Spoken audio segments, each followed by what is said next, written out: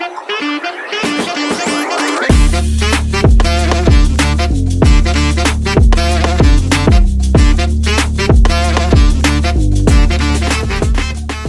back to Community Corner Podcast, Personal Finance Edition. This is Olivia, and I'm joined by my co-host, Rashmi. Today, we're talking about real estate, just like you see on TV shows like Selling Sunset or house flipping shows, but with the focus on how you can yourself invest in real estate. So let's consider how real estate can be an investment and not just buying a house. Real estate is considered land and any permanent structures or improvements to that land. It exists in the form of real property because it is attached to the land. The terms land, real estate, and real property are often used interchangeably, but there is a slight difference. So I'll explain that quickly before we go further. Land is just part of the Earth's surface, and it includes physical characteristics like trees and bodies of water. Real estate is land and any permanent additions like buildings. Any changes made to land affecting values are called improvements. And that improved land is what represents your investment. Improvements like electricity or sewer systems are often permanent, so then real property includes the land and additions to it, as well as rights to own or inherit it. There are various types of real estate to invest in, broken down into a few overarching groups. There is residential real estate, which is any property for residential purposes. This includes homes, condos, duplexes, and multifamily residences. Commercial real estate, on the other hand, is used for business purposes, like apartment complexes, restaurants, shopping centers, and offices. Keep in mind that an apartment complex is a business for the owner, therefore it is commercial real estate. Industrial real estate, on the other hand, is property used for manufacturing, storage, distribution, and production. Land is usually used to refer to undeveloped property or agricultural land like farms or orchards. Special purpose real estate is used for the public, like cemeteries, government buildings, and places of worship. Real estate is crucial in driving economic growth, and housing is a large indicator of the status of the country and its economy. Therefore, it's a good place to invest because of the consistent importance. So, how can you invest? So, real estate investing goes beyond just selling and buying houses. Sure, house flipping is a common form of investing in real estate, and a good reality TV show. I love them, but that's not the only method. Right, and the way you can invest can be affected by where you live, since real estate is drastically affected by location and the social factors in that specific area. But successful real estate investments can offer steady income, diversify your portfolio, and be bought with leverage, so you know you won't lose out. But every investment has its cons, and it's important we consider both. Real estate is usually really illiquid and might require a large initial investment, as well as some expertise, but this all depends on the way you plan to invest in real estate. Indirect real estate investment is a way to avoid some of these cons. This is done through real estate investment trusts known as REITs. These are public companies that raise funds by selling stocks, using those funds to purchase and lease real estate. REITs have to pay out most of their profits to investors as dividends. There are various types of REITs classified by how their shares are bought and sold. Most people like to invest in publicly traded REITs on an exchange, treated like any other security. This makes them very illiquid and transparent. Another method of real estate investment is crowdfunding real estate platforms. These platforms let you invest in specific projects instead of larger portfolios like REITs. The money is pooled from multiple investors to fund development projects. As such, the investments are usually more long-term since projects take time to go into effect and bring in returns. These investments usually have fees or for early withdrawals because you are buying into a long-term, multiple-year project when you go into it.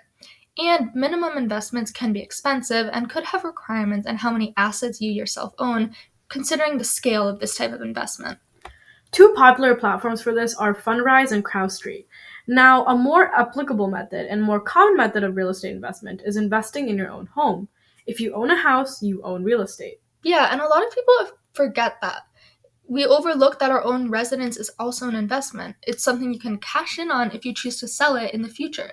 But most of the time you're actually living in the house that you buy, so it's a really long-term investment. And do keep in mind that you can't expect your house to magically grow in value. According to Forbes Advisor, from 1994 to 2019, homes only increased in value about 3.9% annually. True, some locations may grow more and faster in value, but you can't rely on that. but it might require improvements in specific work to get greater returns. A more major investment that provides steady cash flow is investing in rental properties, either long-term or short-term, but this is a larger commitment because it requires purchasing the properties themselves. For long-term rentals, you're usually looking at purchasing rentals rented for at least a year, with monthly cash flow. Short-term rentals are properties catering to different length stays, maybe even as short as just one night. Short-term rentals can be done on sites like Airbnb, where you can list your home while you're away for some period. Rental properties have great profit potential in exchange for the effort put into finding tenants, paying for maintenance, doing repairs, and dealing with any other issues that could occur. You could hire a property management company, of course, but that does cut into your returns. If you're interested in investing in rental property, it really depends on you to find what works best. Now, another way to invest in real estate, and that is most commonly associated with this type of investment, is flipping properties. And it takes a lot of work. Yeah, a home flipping strategy takes on so many extra risks, out-of-pocket costs, knowing how to identify hot neighborhoods, and much more to making a profit at the end. But it can also be done on a smaller scale with homes that might require only a little renovation, which is called micro flipping, or by buying a house and just waiting a long time. But that's really risky. Yeah, so all this just begs the question, is it really worth investing in real estate? I would say that there are definitely returns to be made, but REITs are probably the best place to start for most people. Getting into the more time-intensive and costly investment types of real estate is for risk takers and takes up a lot more energy and even money. Yeah, for sure. And you always have to keep that in mind that real estate investments are really risky and illiquid. So it's hard to swap out an investment you start having doubts about quickly for cash. If you're in the middle of a project and you don't know if you want to go through with it, there's no way to back out if you've bought a house and you're planning to rent it. It's a big financial commitment that I would say will work best for people with the time on their hands to actually research and plan out that real estate investment. But on that note as well, there's a good amount of learning that comes into play with real estate.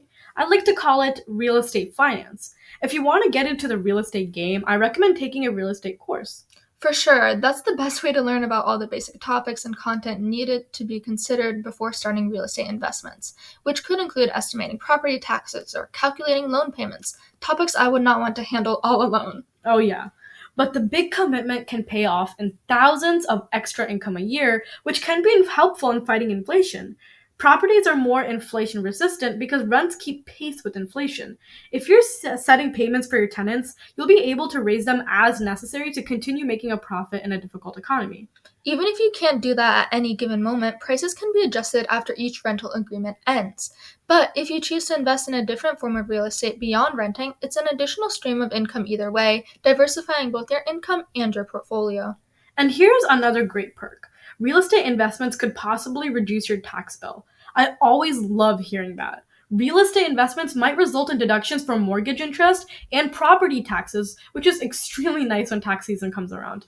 So I always wonder how much real estate actually pays off, considering that they often have that large initial investment, and people always talk about how it benefits you just in taxes. So I checked it out for us to see, and I found that investing in equity REITs can lead to total annual returns of around 6 to 11% based on their performance in the past 50 years on data from the National Association of Real Estate Investment Trusts, which I do have to say is higher than the usual stock market returns, which is 10%, if you get lucky with that 11%, which is crazy. That is a lot of return. Oh yeah.